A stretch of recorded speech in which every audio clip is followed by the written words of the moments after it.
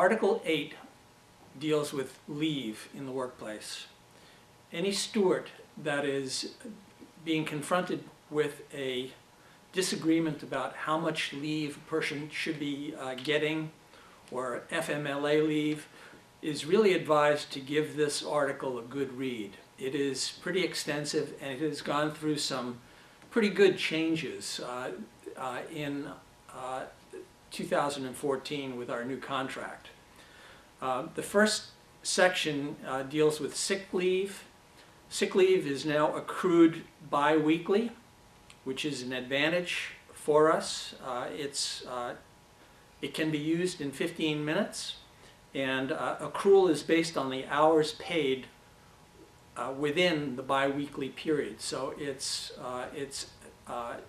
not an all or nothing thing. If you miss some time, you're not going to lose out on the accrual of sick leave. You will be able to get sick leave accrued to you based on the actual hours of work in the bi-weekly period that you worked. Medical evidence is required for using sick leave. If a person is being asked for medical evidence of sick leave, that request may not extend beyond a period of 1 year. So this was reduced and contained, and with a time limit of 1 year. And in the medical evidence, there's a specific clause that says that a diagnosis is not required. So further protections for people. FMLA leave requests are requests that the employee makes, or if the employer learns of an employee's leave for a qualifying reason, the employer must notify the employee of the employee's eligibility to take FMLA leave within 5 business days. A serious medical condition qualifying for this needs the form entitled Certification of Healthcare Provider for Employee's Serious Health Condition. It's a Form D1, and that needs to be returned by the employee within 15 days of receipt. In the event of an unanticipated illness, an employee who returns to work within 8 working days of the beginning of that illness, that absence, will not be required to return the Form D1 to the employer. So you have 8 working days leeway here. Paid personal leave is credited the first full pay period in each January. Most folks have 3 personal days if hired after September 1st, 2011. For those members who were hired prior to September 1st, 2011, they have 5 personal days because of previous provisions in our contract. Bereavement leave is given and has had several enhancements. Bereavement leave is at the rate of 7 days of bereavement leave for a spouse, and that needs to be taken within 90 days, or 7 days for a child, which needs to be taken within 30 days. For other family members, 4 days of bereavement leave is given for the loss of a foster child, stepchild, a parent, step-parent, brother, sister, grandparent, grandchild, person for whom the employee's legal guardian, parent of a spouse, child of a spouse, person living in the household.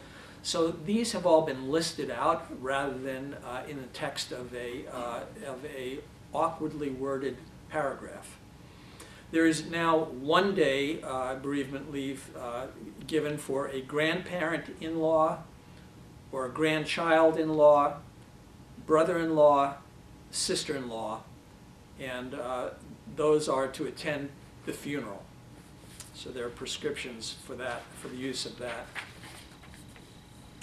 There's a category for voting leave, and voting leave is given to employees whose work hours preclude them from being able to vote in the town, city, state, or national election. It's not to exceed 2 hours, so if the work schedule prevents them from going to the voting location, they need to request voting leave, and up to 2 hours is given for voting leave. Civic duty leave deals with jury duty. You get leave with pay, and you need to show that you need to verify that with your summons that you've received. You have the option of claiming jury fees or being paid for the time from work. It's your choice, but you need to make a choice and so notify your employer. Summonses, as I said, are required. Military leave is paid leave during service in the armed forces. People are paid for their time in the armed forces from their job. Annual tour of duty is usually associated with National Guard, is not to exceed 17 days per year. The next category is family leave, 10 days in conjunction with the birth, adoption, or placement of a child. If placement is less than 10 days, the number of days shall equal the number of work days that fall within the placement time period. Accrued sick, vacation, or personal leave credits may be used for family leave. And now we move into the area that has gone through some changes that we'll pick up on with David's presentation. Family leave is unpaid leave up to 26 weeks in conjunction with the birth, adoption, or placement of a child. Leave concludes within 12 months following the birth or placement of the child. The ability to take leave ceases when a foster placement ceases, unless the need for additional leave is directly connected to the previous placement. So there's some flexibility there, but you will need verification of this. Medical leave. Satisfactory medical evidence needs to be provided within 30 days in advance of the request for medical leave.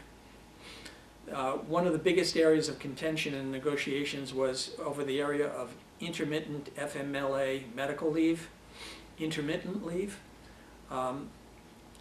We have been able to negotiate some pretty sound, I believe, parameters for the use of it and procedures or processes for monitoring the intermittent family medical leave.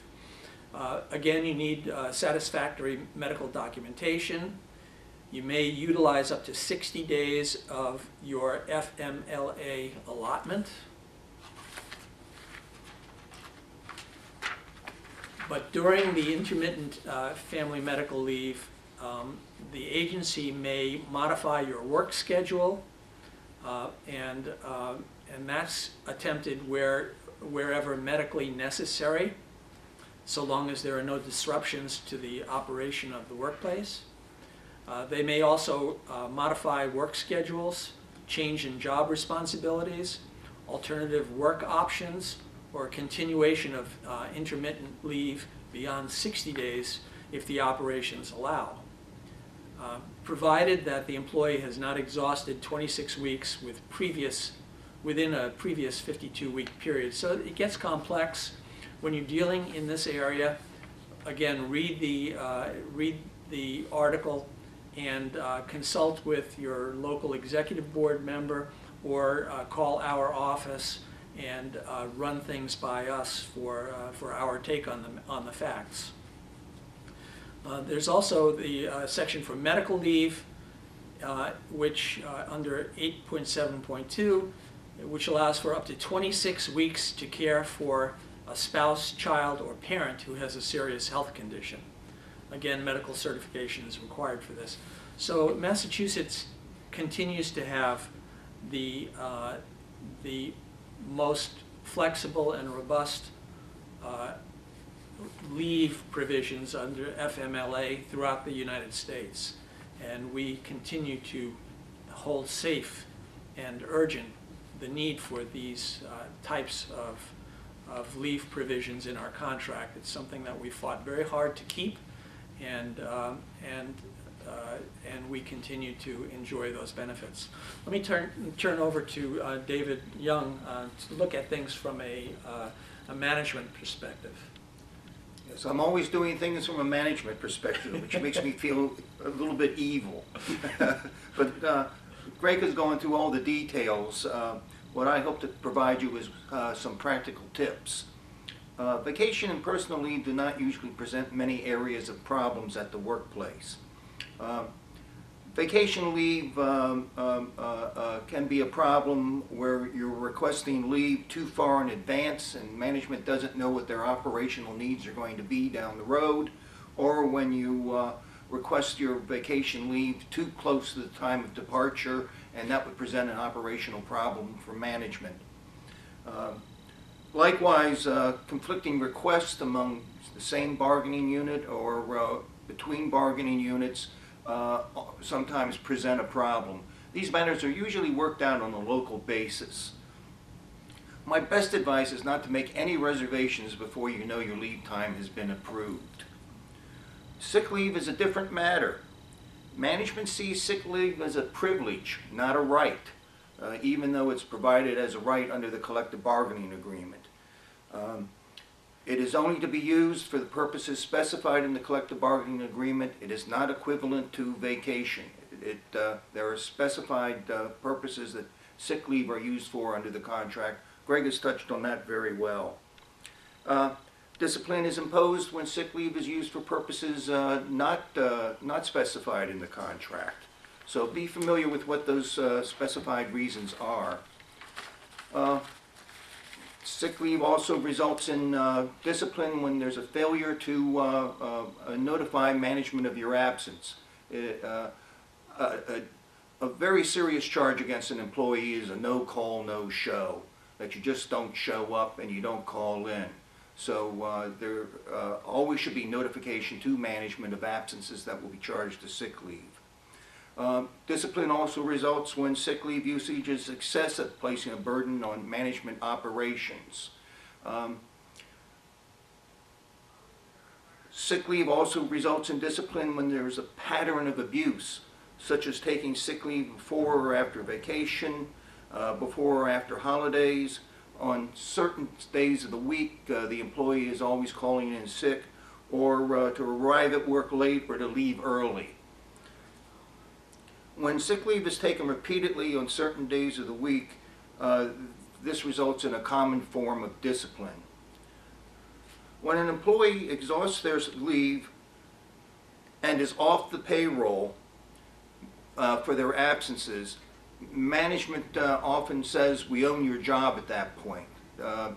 NOP is a very serious charge against employees when they've exhausted their leave benefits.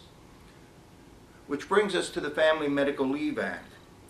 If you have a member with a sick leave issue involving a serious health condition for themselves or a family member, be sure to get to the Human Resources Office immediately to make sure the employee files for FMLA and sees if they're qualified. FMLA provides very strong statutory protections as well as protections under the collective bargaining agreement. Don't let the employee be under the impression they can run out their sick leave and then go on FMLA. What you need is those statutory protections up front. FMLA can be granted on a long-term regular basis or an intermittent basis. Intermittent means the employee takes time as medically needed. The customary example is an employee who suffers migraine headaches from time to time and will need to charge FMLA on an intermittent basis. However, intermittent FMLA does not give a license to the employee to make up their own schedule or to take the time off in excess of their doctor's expectations. I just recently had a case where an employee on FMLA had a doctor's note that said that they would be required to take off time 1 or 2 days every couple of months as their condition flared up. They were taking 5 to 10 days a month. That resulted in disciplinary action since those absences were not supported by the doctor's medical documentation.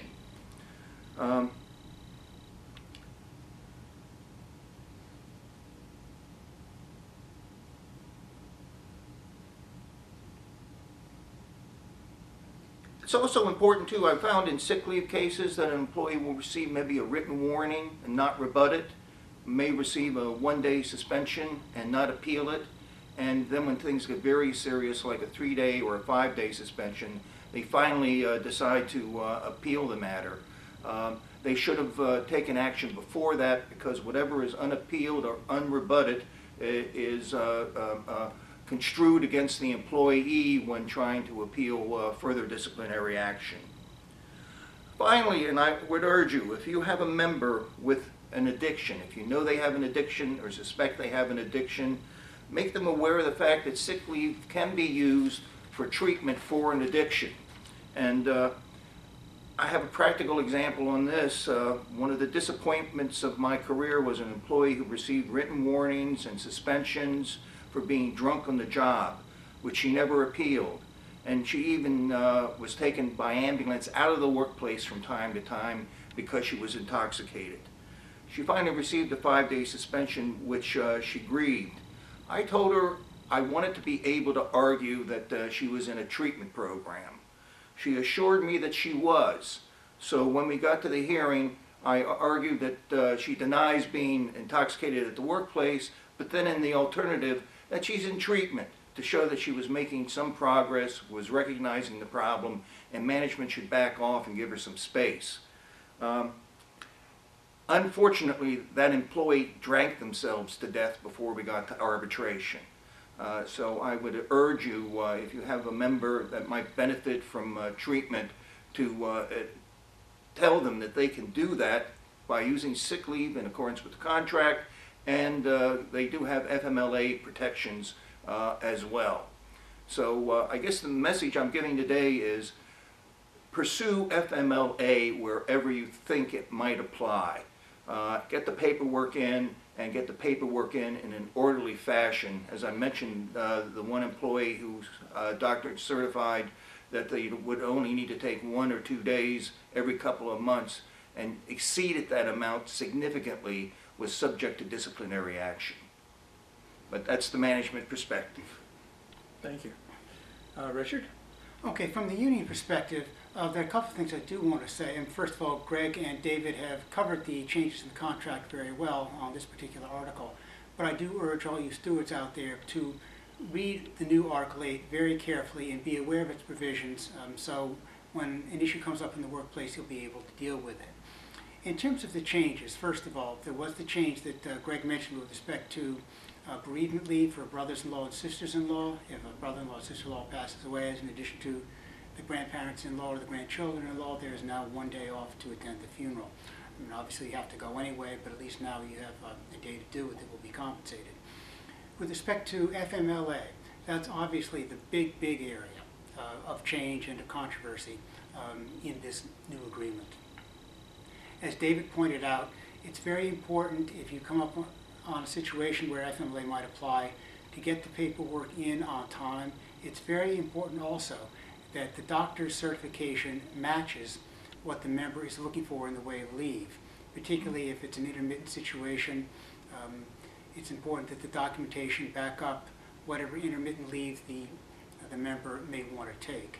It is true, on the other hand, that the management is required, if they receive notice that an employee has a medical condition that may be qualifying for FMLA, the management is required to notify the employee of his or her rights under the FMLA and give them the application form and the doctor's note form to obtain the medical certification. However, sometimes members are a little bit leery of filling out all that material because they're afraid they might be forced to use up FMLA when they don't need it or want it. Because of that, the contract contains a provision that even though the management does have to provide the notices required under federal law, if the employee returns to work in less than 8 days, they don't have to return the forms, and the manager won't be able to come after them saying they were insubordinate for not filling out the FMLA material. If the employee gets back to work within less than 8 days, that's not a problem. The other thing that's a big area of contention around FMLA is a matter of intermittent FMLA leave. The management will come back and will come up and say, well, gee, if Mary Jones is out on intermittent leave and she's our front desk receptionist and we don't know when she's going to be around, that creates a problem for us. Well, on the union side, we can understand that, but we want to make sure that Mary Jones is protected. And we'll have a job to come back to anytime she has to go out on intermittent leave. So while the management does have the right to make a reassignment, so they'll have the front desk protected, if Mary Jones is the front desk receptionist, Mary Jones can't be harmed financially. The other thing that's very important is sometimes if the intermittent leave goes on beyond 60 days, the manager might want to terminate it. Well, the contract contains a provision now that if management decides they want to terminate an intermittent leave, the union has the right to take that matter to a expeditious arbitration. And in the meantime, while we're waiting for the arbitration to take place, the employee will be held harmless. The intermittent leave will remain in place. We hope that that kind of thing doesn't happen very often, but it's just very important to note that there are protections in place where we, the union, can step in and protect the employee's intermittent medical leave if at all possible. But once again, I urge stewards to be very familiar with Article 8, and if you come across a situation that seems a little dicey or uncertain to you, by all means, call the NH office and talk to your local president or your local representative and get some advice so you can make sure that the member out there who has an FMLA problem gets the best advice possible. Very good. Thank you, both.